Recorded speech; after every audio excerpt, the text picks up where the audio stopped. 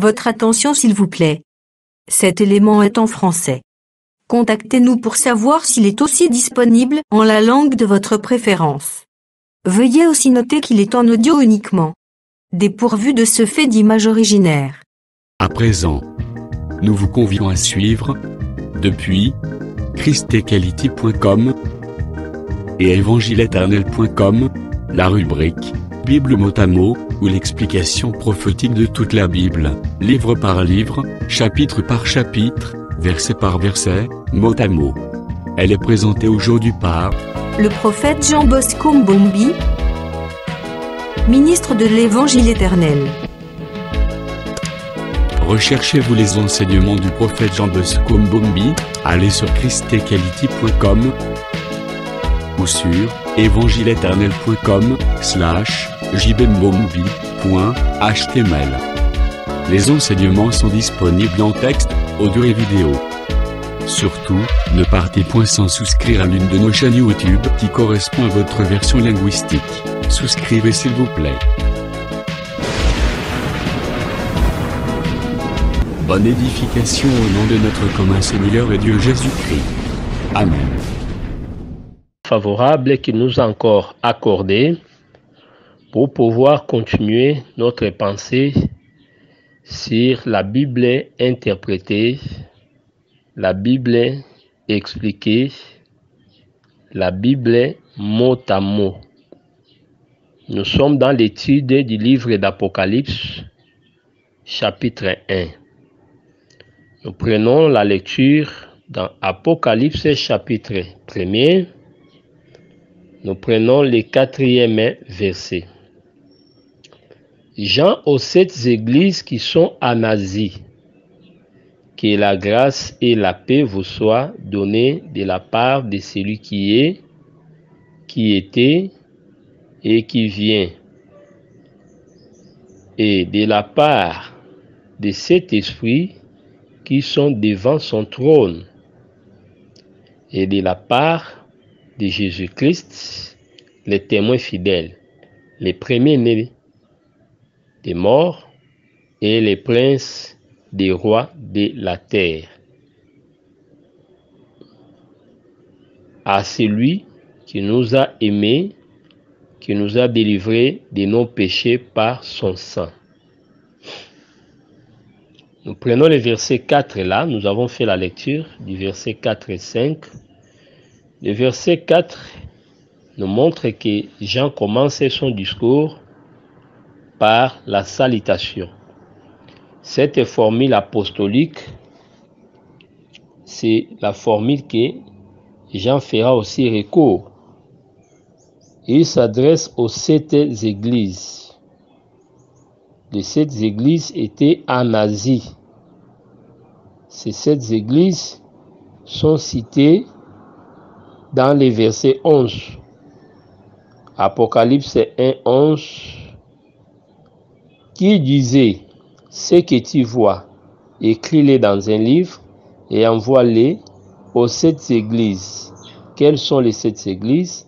À Éphèse, à Smyrne, à Pergame, à Thyatire, à Sardes, à Philadelphie et à Laodicée. Donc voilà les 7 églises d'Asie qui ont reçu la salutation de Jean. Il ne faut pas dire que Jean n'a salué que les églises d'Asie, c'est-à-dire chez nous ici, il n'a pas salué les églises de Kinshasa ou les églises de l'Europe, loin de là. Donc il faut comprendre que les 7 églises représentaient en quelque sorte toutes les églises sur la terre. Donc cette salutation sur les 7 ne concerne pas seulement les 7 églises d'Asie, mais ça concernait toutes les églises. Donc par les 7 églises d'Asie, Jean voyait toutes les églises. Donc c'est ça la chose que nous devons retenir. Donc Jean voyait toutes les églises par ces 7 églises. On y reviendra. Que la paix, la grâce et la paix vous soient données de la part de celui qui est. Voyez, salutation est attachée à la grâce. Donc, la grâce et la paix. Je crois lorsque le Seigneur Jésus-Christ était ressuscité des morts, il avait fait cette formule-là. Romona, tant oiseau salué, l'apôtre, la formule-là était là. Donc vous allez trouver qui l'a salué, les apôtres, comme Boaz l'avait fait dans son chant. Que la paix soit avec vous. C'est cette formule-là que notre cher apôtre va reprendre. Prenons d'abord la pensée du Seigneur lors de sa résurrection, comment il a salué les siens. Nous sommes dans le livre de Jean, chapitre 20. Nous lisons le verset 19. Le soir de ces jours, qui étaient les premiers de la semaine, les portes du lieu où se trouvaient les disciples étaient fermées à cause de la crainte qu'ils avaient des Juifs. Jésus vint, se présenta au milieu d'eux et leur dit: la paix soit avec vous. Jean chapitre 20, verset 19. Vous voyez, c'est cette formule que l'apôtre va aussi utiliser pour les saints de cette église. C'est la même formule qu'on retrouve aussi Paul utilisé pour les saints. Donc, cette salutation de paix qui donne l'espérance au peuple. Donc, que la grâce et la paix soient avec vous. Éphésiens chapitre 1er, verset 1 à 2. Paul, apôtre de Jésus-Christ, par la volonté de Dieu, aux saints qui sont à Éphèse et aux fidèles en Jésus-Christ, que la grâce et la paix vous soient données de la part de Dieu notre Père et du Seigneur Jésus-Christ. Quand vous lisez bien cette formule du livre d'Éphèse, c'est la même formule avec Apocalypse chapitre 1 verset 4. C'est pour dire, il était question du même esprit. Les deux serviteurs étaient animés par le même esprit. Jean aux 7 églises qui sont en Asie, que la grâce et la paix vous soient données de la part de celui qui est.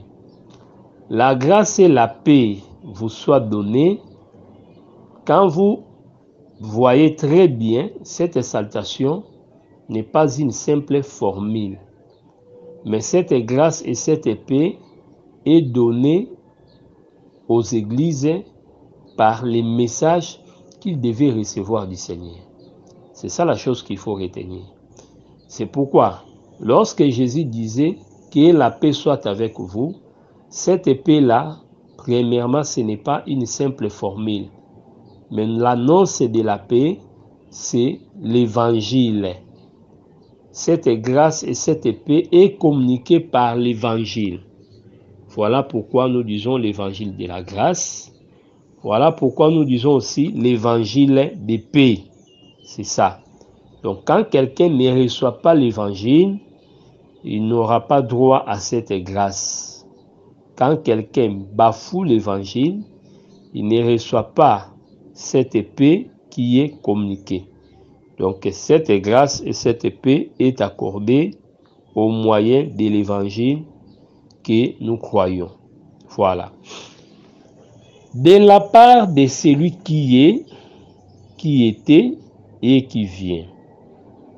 J'aimerais peut-être qu'on puisse dire de la part de celui qui était, de celui qui est et qui vient. Pourquoi on fait mention d'abord de celui qui est? Pourquoi?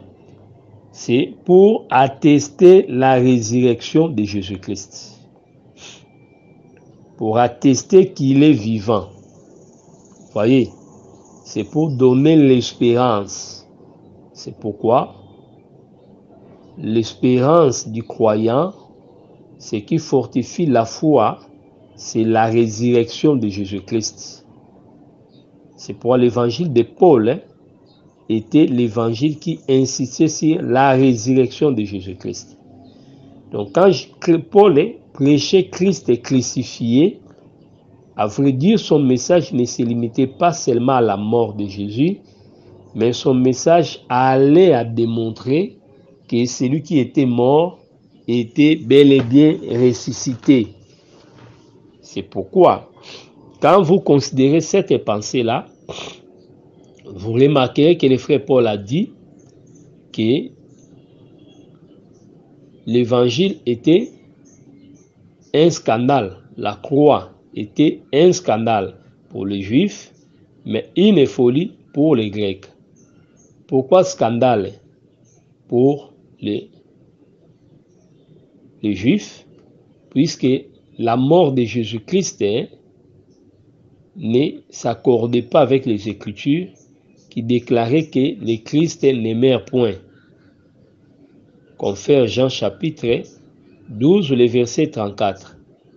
Donc, pour Israël, le Christ ne meurt point. Alors, lorsqu'on doit présenter un Christ, un Messie souffrant, c'est ça le scandale. Et quelle mort? Il était mort dans l'ignominie comme un brigand. Il était compté parmi les brigands. C'est ça le problème. Mais pourquoi l'évangile devient maintenant ce qu'on appelle folie pour les Grecs? Là, il faut aller à l'aéropage, acte 17. Vous allez remarquer lorsque Paul évoqua les problèmes de la résurrection, directement à l'assemblée des congédiants. On lui dit, nous t'écouterons là-dessus une autre fois. C'est-à-dire, les Grecs continuaient, croyaient plutôt à la survie de l'âme. Donc, ils savaient que la vie pouvait se continuer dans l'au-delà. Mais parler de la résurrection, c'est contredire cette théorie des pères et des maîtres. C'est pour lorsque Paul a fait seulement mention de la résurrection de Jésus-Christ, les gens n'ont pas voulu l'écouter. Lisons la parole de Dieu. Actes des Apôtres, chapitre 17. Paul à l'aéropage.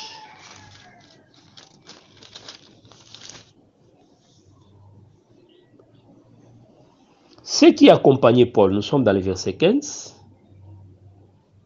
les conduisirent jusqu'à Athènes.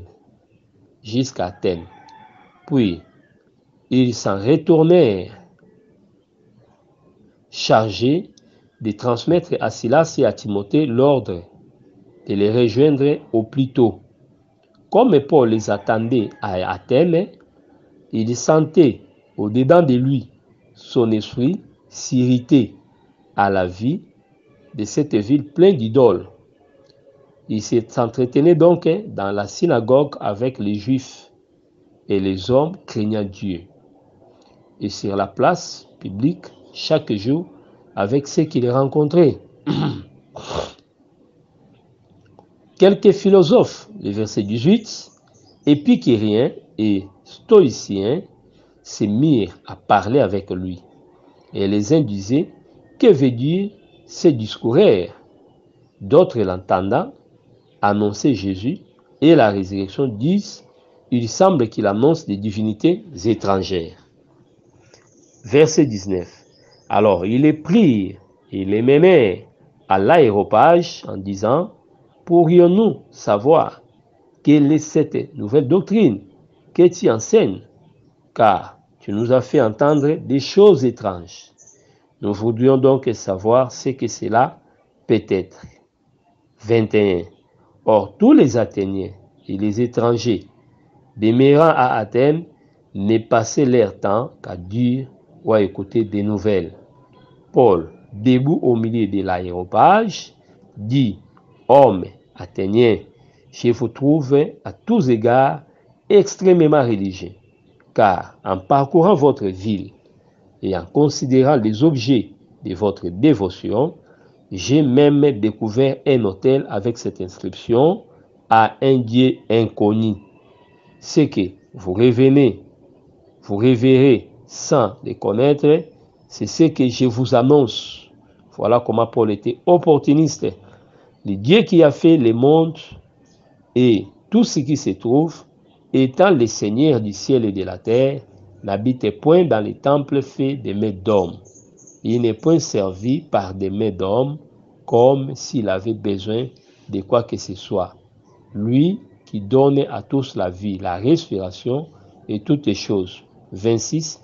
Et il a fait que tous les hommes sortis d'un seul sang habitent sur toute la surface de la terre, ayant déterminé la durée des temps et les bornes de leur demeure. Il a voulu qu'ils cherchassent le Seigneur et qu'ils s'efforçassent de les trouver en tâtonnant, bien qu'il ne soit pas loin de chacun de nous. Car en lui, nous avons la vie, les mouvements et l'être. C'est ce qu'ont dit aussi quelques-uns de vos poètes. De lui, nous sommes la race. Ainsi donc, la race de Dieu, nous ne devons pas croire que la divinité soit semblable à de l'or, de l'argent ou de la pierre sculptée par l'art et l'industrie d'hommes. Dieu, sans tenir compte des temps d'ignorance, annonce maintenant à tous les hommes, à tous lieux, qu'ils aient à se repentir, parce qu'il a fixé un jour où il jugera les mondes selon la justice par l'homme qu'il a désigné, c'est dont il a donné à tous une épreuve certaine en les ressuscitant des morts. Lorsqu'ils attendirent, verset 32, acte 17 et 32, lorsqu'ils entendirent parler de la résurrection des morts, les uns se moquèrent et les autres dirent, nous t'attendrons là-dessus une autre fois. Voilà. Pour les Grecs, c'est une folie quand on doit parler sur la résurrection, puisque les théories laissées par les Socrates et les pères, comme les Égyptiens, les autres Asiatiques, ils croyaient à la survie de l'âme. Voilà pourquoi on enterrait les gens avec leurs biens. Voilà pourquoi Socrate accepta même de prendre un poison mortel, du cyanure, puisqu'il savait que même s'il mourait, il y a la vie au-delà. Et il s'était donné la mort comme ça. C'est que pour eux, ils avaient un enseignement qu'il n'y a pas de résurrection, puisque la vie continue dans l'au-delà. Mais ici, il est question de la résurrection de Jésus-Christ. C'est pourquoi on dit c'est lui qui est. Donc, cette affirmation ou le positionnement de est avant était pour donner plus l'impulsion sur la résurrection de Christ. Qui était? Oui, nous savons qu'il était et qui vient. Vient puisqu'il y avait une promesse que tel qu'il est parti, tel qu'il viendra. Selon Actes des Apôtres, on peut voir cette écriture que le Seigneur reviendra, c'est lui qui vient. Selon les promesses, celui qui vient, ce n'est pas Dieu le Père, mais c'est la personne de Jésus-Christ. C'est pourquoi cette exaltation, c'est la salutation de la part de Christ. Actes chapitre 1er, nous prenons le verset 11, même 10 à 11. Et comme ils avaient les regards fixés vers le ciel, pendant qu'ils s'en allaient, voici des hommes vêtus de blanc leur apparurent et dirent, hommes galiléens, pourquoi vous arrêtez-vous à regarder au ciel? C'est Jésus qui a été enlevé au ciel du milieu de vous, reviendra de la même manière que vous l'avez vu allant au ciel. Voilà celui qui vient, celui qui va revenir. Donc il est question du Seigneur Jésus-Christ. Voyez. Donc, de la part de celui qui est, qui était et qui vient, de la part, là, celui qui est, qui était et qui vient, c'est le Seigneur Jésus-Christ. Deuxièmement, de la part de cet esprit qui sont devant son trône. Voyez, de la part de cet esprit, là, il est question du Saint-Esprit. Le Saint-Esprit dont il est question, c'est, on fait allusion au chandelier. C'est ce que Apocalypse appelle aussi les 7 lampes. C'est ça les chandeliers. Nous prenons Apocalypse chapitre 4. Là, nous prenons le verset 5. Du trône sortent des éclairs, des voix, des tonnerres. Devant le trône brûlent les 7 lampes ardentes qui sont les 7 esprits de Dieu. Apocalypse 4, 5. Donc, il est question de 7 esprits qui sont représentés par les 7 lampes. Mais au regard de l'écriture, il n'y a pas 7 esprits, il n'y a qu'un seul esprit. Éphésiens chapitre 4, versets 4 à 6. Il y a un seul corps, un seul esprit. Merci beaucoup. Éphésiens 4, 4 témoigne qu'il y a un seul esprit. Donc nous comprenons que quand on parle de cet esprit, on présente seulement l'esprit de Dieu dans la diversité. C'est l'esprit qui agit dans la diversité. Voilà pourquoi on les présente comme étant les 7 esprits. Voyez, les 7 esprits, c'est l'esprit qui agit dans la diversité. C'est l'esprit qui agit dans les 7 églises. Donc voilà la pensée. Et verset 5. Apocalypse 1, verset 5. Et de la part de Jésus-Christ, les témoins fidèles. Et de la part de Jésus-Christ, les témoins fidèles. Les premiers-nés des morts et les princes des rois de la terre, à celui qui nous aime, qui nous a délivrés de nos péchés par son sang. Quand vous voyez bien cette expression,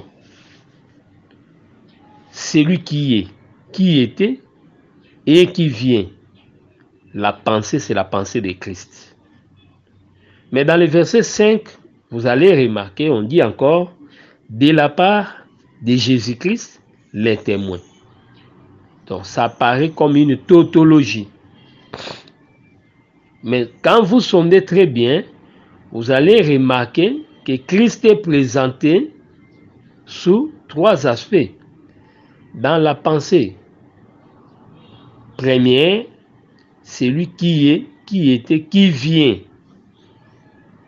Il est présenté comme le Père. Quand on parle sur les 7 esprits, on les présente comme l'Esprit. Et de la part de Jésus-Christ, là on les présente comme les fils. C'est lui, les premiers-nés. Donc, de la part du Père, du Fils et du Saint-Esprit. Donc, c'est ça la logique qu'on a voulu présenter.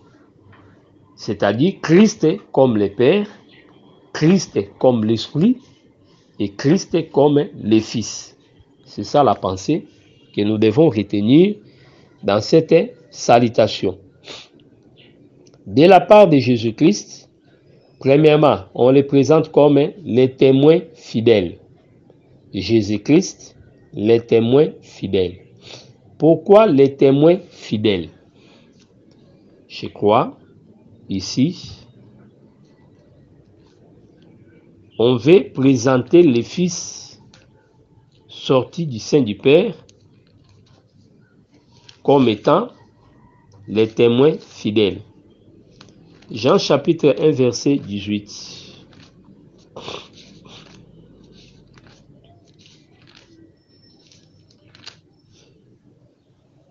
Personne n'a jamais vu Dieu, le Fils unique qui est dans les seins du Père, et celui qui l'a fait connaître. Voilà. Pourquoi il est témoin fidèle? C'est puisque il est le complice du Père. Jésus-Christ est comme un témoin fidèle, il a la nature de la parole. Jean chapitre 1, verset 1er. Au commencement était la parole, et la parole était avec Dieu, et la parole était Dieu.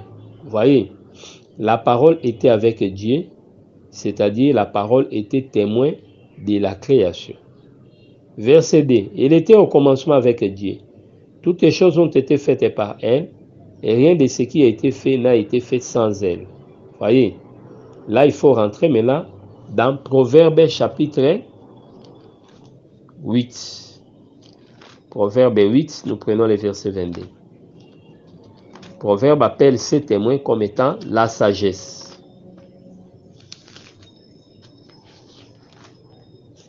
Proverbe chapitre 8. Commençons par le verset 22. L'Éternel m'a créé la première de ses œuvres, avant ses œuvres les plus anciennes. J'ai été établi depuis l'éternité, dès le commencement, avant l'origine de la terre. J'ai fui enfanter quand il n'y avait point d'abîme, point de source chargée d'eau, avant que les montagnes soient affermies, avant que les collines existent. J'ai fui enfanter. Voyez, il est question de la sagesse. Donc, c'est là où nous disons que la sagesse, c'est le premier-né. La sagesse dont il est question, c'est la parole. Il est le témoin fidèle, puisque Dieu l'utilisa pour que les choses puissent exister. Voilà pourquoi lorsque on posa la question à Job, Job n'avait pas de réponse. Pourquoi Job manqua de réponse? Puisqu'il n'était pas le témoin fidèle. Job chapitre 38. Je prends le verset 4. Job 38, verset 4. Où étais-tu quand j'ai fondé la terre? Dis-le, si tu as de l'intelligence. Qui a fixé les dimensions? Verset 5. Les sais-tu? Ou qui a étendu sur elle les cordons? Donc nous comprenons par là que Job n'avait pas de réponse. Pourquoi? Puisqu'il n'était pas le témoin fidèle. Donc le témoin fidèle, c'est Jésus-Christ comme complice de la création. Donc en elle tout a été créé. On le présente comme les premiers-nés des morts. Les premiers-nés des morts, cela signifie il est le premier à vivre la résurrection ou le premier ressuscité. 1 Corinthiens chapitre 15, nous prenons le verset 20. 1 Corinthiens chapitre 15, verset 20. Mais maintenant, Christ est ressuscité des morts, il est les prémices de ceux qui sont morts. Gloire à Dieu. Alors, que dirions-nous de tous ces hommes qui étaient ressuscités lorsque le Seigneur mourait? L'Écriture dit dans Matthieu chapitre 27, versets 51 à 53, lorsque Jésus mourait, il avait poussé un grand cri. En poussant le grand cri, la Bible dit, il avait rendu l'âme. Les sépulcres s'ouvrirent, les rochers se fendirent, les sépulcres s'ouvrirent, et il y avait résurrection des morts. Plusieurs corps de saints ressuscitèrent, et on avait vu dans la ville les saints entrer dans la ville. Qu'est-ce que cela signifie? Puisque là, nous sommes en face de ce qu'on appelle la querelle des Hébreux. Il faut que Moïse intervienne. Qui est Moïse? C'est le ministère. Nous voulons seulement dire que cette pensée-là de la résurrection, selon Matthieu 27, était une vision. À vrai dire, ces gens ici ne pouvaient pas ressusciter avant Jésus-Christ. ce qui leur permet de ressusciter, c'est la résurrection de Jésus-Christ. Donc, cette chose-là expliquait seulement que la mort de Jésus-Christ nous ramène à la vie. Puisque Jésus mourit à l'occasion de la Pâque signifie passer outre. Par la Pâque, nous voyons aussi la substitution, que Jésus devait nous remplacer. Voilà pourquoi il était mort. Et comme il nous remplaçait, nous, on devait maintenant sortir. C'est-à-dire les morts qui quittèrent les sépulcres et les tombeaux représentaient seulement Adam, qui était dans le séjour des morts, qui devait sortir à cause de la voix, à cause de la parole. Jean 5, 25, l'heure vient et elle est déjà venue où les morts entendront sa voix. Donc s'il faut extrapoler, nous dirons que c'est aujourd'hui que cette voix-là se manifeste. Et tous les croyants du monde, tous ceux qui croient à l'évangile, représentent ces morts-là, les saints qui quittent les tombeaux. Donc voilà comment est-ce qu'il faut comprendre cette vision. Et sur le plan prophétique, cela arrivera au jour du millénium, où les saints qui étaient martyrs pendant la grande tribulation connaîtront la résurrection pour entrer dans la vie. Mais à vrai dire, nous disons, personne ne pouvait être ressuscité avant la résurrection de Jésus-Christ. Puisque c'est lui qui était allé descendre là-bas pour prêcher aux morts, pour vaincre la mort. C'est par cette victoire que le peuple allait être délivré. Souvenez-vous de Moïse. Donc, Moïse, lorsqu'il était descendu en Égypte, c'était pour condamner les pharaons et délivrer les peuples. Quand les pharaons n'est pas encore condamné, comment est-ce que le peuple aura la délivrance? Donc, c'est une vision qui mérite une explication. Merci. Donc, Christ reste le premier-né d'entre les morts, c'est-à-dire le premier ressuscité. Et le prince des rois de la terre. Que signifie le prince des rois de la terre? Le prince des rois de la terre signifie que Jésus-Christ est le remplaçant de tous les rois de la terre. À la manière des hommes, les princes succèdent au roi. Salomon était le prince, Isaac était le prince qui devait succéder au roi Abraham. Salomon était le prince qui devait succéder à son père David. Mais ici, il n'est pas question de la succession d'un trône, mais il succède aux plusieurs trônes. C'est pourquoi on dit les princes des rois au pluriel. C'est-à-dire le roi du Congo sera remplacé par le Seigneur Jésus-Christ. Le roi de la France sera remplacé par le Seigneur Jésus-Christ. Le roi des États-Unis, le président des États-Unis sera remplacé par le Seigneur Jésus-Christ. Là s'accomplira Zacharie 14, 9 qui dit que le Seigneur sera roi sur toute la terre. Zacharie 14, 9. Donc, le prince des rois de la terre, c'est-à-dire, il va remplacer tous les rois de la terre. C'est une prophétie pour les temps à venir. Cela va s'accomplir au millénium après avoir écrasé ses ennemis, ferdé son marchepied. À celui qui nous aime, qui nous a délivrés de nos péchés par son sang. Qui nous aime, c'est le Seigneur Jésus-Christ. Il s'est offert. Voilà pourquoi on dit qu'il nous aime. Son amour a été manifesté à la croix. Il a donné sa vie pour nous. Et nous a délivrés par son sang. C'est ce que l'Écriture déclare. Donc là, nous pouvons aussi appuyer cette pensée par le livre de Colossiens chapitre 1er. Colossiens chapitre 1er, 12 à 13. J'ai lu au nom du Seigneur Jésus-Christ. Colossiens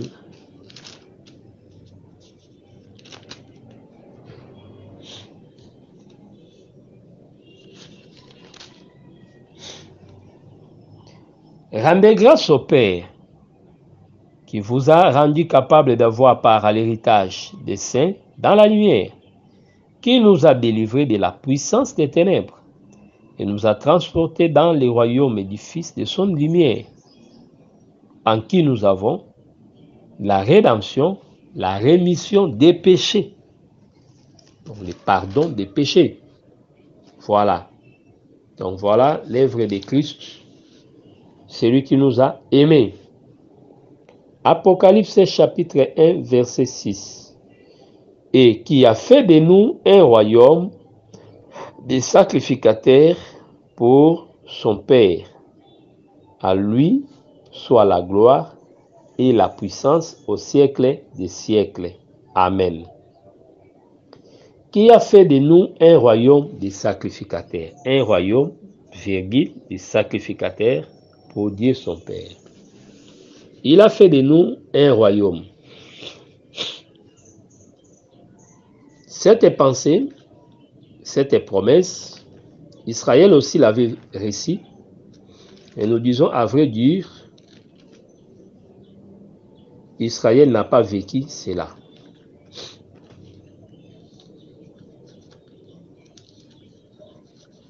Israël était devenu un royaume, mais Israël n'a pas connu la promesse des sacrificateurs. En partie, nous disons oui, mais quand il faut extrapoler, nous disons non. Exode chapitre 19, nous lisons le verset 6. Vous serez pour moi un royaume de sacrificateurs et une nation sainte. Voilà les paroles que tu diras aux enfants d'Israël. Dieu voulait faire d'Israël un royaume de sacrificateurs. C'est-à-dire un royaume dans lequel on trouvera des sacrificateurs. Mais s'il faut bien regarder, vous allez trouver que en Israël, Dieu avait fait un royaume. Lorsqu'il leur donna la terre, Israël devenait un royaume. Mais la portion qui concerne les sacerdoces, faire de tout le monde les sacrificateurs, quand il faut bien examiner cela, vous allez comprendre que cette promesse n'était pas accomplie. Voyez, c'est pour même le roi Saoul, on ne l'avait pas permis de pouvoir faire les sacrifices. Le jour où Saoul avait fait les sacrifices, c'est ce jour-là que l'Éternel avait rejeté. Comprenez? Mais ici, Dieu a fait de nous un royaume. Voyez, Jésus-Christ était venu proclamer le royaume des cieux, dont nous sommes un royaume. Mais le Seigneur est allé plus loin. Il fait de nous encore des sacrificateurs. C'est-à-dire, nous sommes un royaume et dans notre royaume, tout le monde est sacrificateur. Pourquoi? En vertu des versets suivants. Nous lisons les livres de Pierre. 1 Pierre, chapitre 2, 7 à 9. 1 Pierre, chapitre 2, 7 à 9, je lis. L'honneur est donc pour vous qui croyez, mais pour les incrédules, la pierre qu'ont rejeté ceux qui bâtissaient est devenue la principale des langues et une pierre d'achoppement. Ça, c'est la maison d'Israël. Un rocher de scandale. Confère Isaïe 8 et 14. Ici, heurte pour n'avoir pas cru à la parole. Et c'est à cela qu'ils sont destinés. Vous, au contraire, c'est-à-dire l'Église, vous êtes une race élue, un sacerdoce royal, une nation sainte. Voyez, il a fait de nous un royaume, c'est ça la nation sainte. Un peuple à qui, afin que vous annonciez les vertus de celui qui vous a appelé, des ténèbres à son admirable lumière. Un sacerdoce royal. Voilà. Voyez. Nous sommes devenus tous des sacrificateurs en vertu du verset d'Hébreux chapitre 4 verset 16 que je vais lire. Hébreux 4 16, l'Écriture déclare: approchons-nous donc avec assurance du trône de la grâce afin d'obtenir miséricorde et de trouver grâce pour être secourus dans nos besoins. Dieu nous donne la possibilité de nous approcher de sa présence sans inquiétude. C'est ce qui fait de nous des sacrificateurs, car dans l'ancienne alliance, seuls les sacrificateurs avaient la capacité ou le pouvoir de s'approcher du lieu saint et du lieu très saint. Voyez, mais aujourd'hui nous disons que le voile du temple est déchiré, ce qui fait que l'accès dans les lieux saints, dans les lieux très saints, est maintenant possible. Donc nous qui avons maintenant cette grâce-là, c'est nous les peuples qui formons les royaumes et c'est nous aussi les peuples dans lesquels tout le monde est sacrificateur.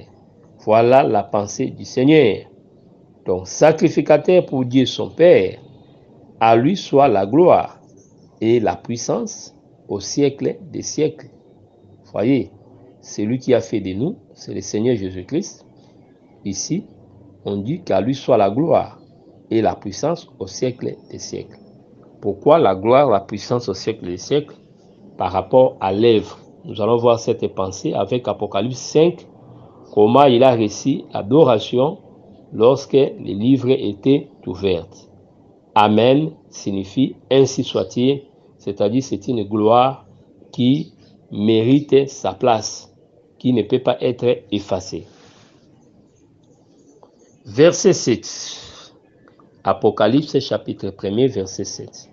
Voici, il vient avec les nuées, et tout œil les verra, même ceux qui l'ont percé, et toutes les tribus de la terre se lamenteront à cause de lui. Oui, Amen. Qu'est-ce que cette pensée signifie? Il vient avec les nuées. Quelle est la pensée des nuées? Nous prenons d'abord Psaume chapitre 104.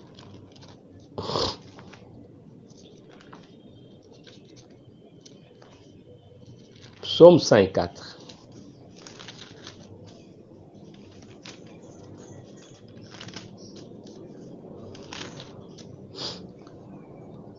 Psaume 104, nous prenons les versets 3 à 4. Il forme les eaux avec les eaux, les fêtes de sa demeure. Il prend les nuées pour son char. Il s'avance sur les ailes du vent.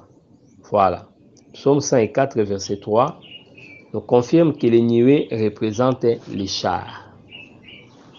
Ça, c'est la première pensée. Or, les chars, quand il faut bien examiner, les chars a plusieurs définitions. Nous interprétons les chars comme étant les serviteurs. C'est pourquoi Élie, qui était un prophète, il était identifié au char. Mon père, char d'Israël et sa cavalerie. 2 Rois chapitre 1er, verset 10 à 15. C'est l'expression qu'avait tenue son fils Élisée. Il cria sur Élie en disant: mon père, char d'Israël et sa cavalerie. Donc nous comprenons par là que les prophètes étaient tout un char. Donc dans les chars, nous voyons les serviteurs de Dieu. C'est que Dieu qui venait dans la nuée à Sinaï, les nuées étaient tout un char. Et dans ce contexte-là, les nuées comme un char, c'est son esprit. C'est ça. L'Église aussi, comme femme, comme un cheval du Seigneur, ça représente aussi les chars. C'est que les chars représentent aussi les peuples que Dieu utilise. C'est pourquoi quand la Bible dit, selon la pensée de Jude 14, voici le Seigneur qui vient avec ses myriades. Quand le Seigneur s'amène avec une foule nombreuse, cette foule-là, c'est aussi une nuée. En d'autres mots, ça représente aussi les chars. C'est que, à vrai dire, le Seigneur ne viendra pas avec un char physique comme ça, mais le Seigneur qui s'est fait accompagner d'un peuple nombreux, c'est ça qu'on dit, il viendra dans les nuées. C'est ça, son cheval blanc. Donc, le cheval blanc qu'il va utiliser, c'est le peuple nombreux qui va l'accompagner. Donc, voilà la pensée que nous devons retenir. Nuée, c'est les chars, c'est le cheval blanc. Ça représente seulement un peuple nombreux que le Seigneur va utiliser, que le Seigneur s'amènera avec. Et tout œil les verra.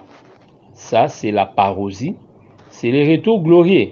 Mais pendant l'enlèvement, tout œil ne les verra pas. Il sera seulement question des saints. Mais, dans le retour glorieux, il sera comme le soleil et tout œil les verra. Même ceux qui l'ont percé, ce sont ses ennemis. Vous voyez, ceux qui l'ont percé, quand nous lisons le livre des Jean, nous voyons qu'un soldat romain l'avait percé. Donc, il sera là, tout œil le verra. Comme il viendra en Israël, c'est comme le soleil, tout œil le verra. Mais chez les nations, on le verra par la magie de la télévision. Et toutes les tribus de la terre se lamenteront à cause de lui. Pourquoi toutes les tribus? Puisque toutes les tribus vont le voir. Le soleil n'est pas aperçu par tout le monde. Pourquoi? À un certain moment, il y a d'autres coins où il fait jour, mais ailleurs, il fait nuit. Donc, ceux qui seront dans les jours, Israël et les autres pays au voisinage, ils verront le Seigneur physiquement comme ça venir. Ceux qui seront loin, dans des contrées, il fera nuit, ils pourront le voir par la magie de la télévision. Mais la Bible dit que toutes les tribus de la terre les verront et se lamenteront. Vous voyez, à cause de leur incrédulité. Et l'Écriture dit oui, amen. C'est une affirmation, c'est une chose qui est arrêtée. Voilà ce que nous devons retenir. Apocalypse 1, verset 8. Je suis l'alpha et l'oméga, dit le Seigneur. Dieu, celui qui est, qui était, qui vient, le Tout-Puissant. Vous voyez cette formule du verset 8, celui qui est, c'est ça pour parler de Dieu. C'est ce que nous avons dit dans le verset 4. De la part de celui qui est, qui vient, de la part de cet esprit. On avait dit de la part de Dieu, du Saint-Esprit et de Jésus. De la part du Père, du Fils et du Saint-Esprit. Voilà pourquoi ici on dit, je suis l'alpha et l'oméga, dit le Seigneur. Dieu. Vous voyez, on dit Seigneur Dieu. Donc cette pensée s'accordait avec l'Éternel lui-même, qui est, qui était et qui vient, le Tout-Puissant. Comme Christ est Dieu, il est le vivant, c'est pourquoi on insiste sur et en premier-né, puisqu'il faut savoir quand on dit celui qui est, c'est la pensée aussi des tétragrammes de Yahweh, l'Éternel. Donc, celui qui est. Donc, ça c'est pour témoigner que Dieu est toujours au présent. Donc, c'est lui qui est, c'est lui qui suit. C'est cette pensée-là. Donc, voilà ce que nous devons retenir dans cette pensée. On y reviendra pour continuer notre pensée sur l'étude de l'Apocalypse, l'étude de la Bible mot à mot. Que le Seigneur Jésus-Christ vous bénisse. C'était bien moi, votre frère, le prophète Jean Bosco Mbombi. Merci d'avoir suivi ce message et que Jésus-Christ vous bénisse. Si vous avez une question à l'intention de l'homme de Dieu, si vous voulez que l'homme de Dieu prie pour vous, si vous voulez vous confier à l'homme de Dieu, ou si vous voulez tout simplement bénir l'homme de Dieu, contactez-le directement si ses coordonnées sont disponibles depuis sa page. Sinon, Contactez-nous et nous lui transmettrons vos préoccupations. N'oubliez pas de faire un tour à notre page évangélisation pour voir en quoi vous pouvez vous rendre utile à Christ par cette œuvre. Que Dieu vous bénisse tous. Amen. ChristQuality.com. Les cieux en un clic de la souris. Évangile-éternel.com, le site de l'évangile éternel. Christ Equality Fondation, équilibrer la manne ramassée dans le désert de sorte que chacun ait un eumère.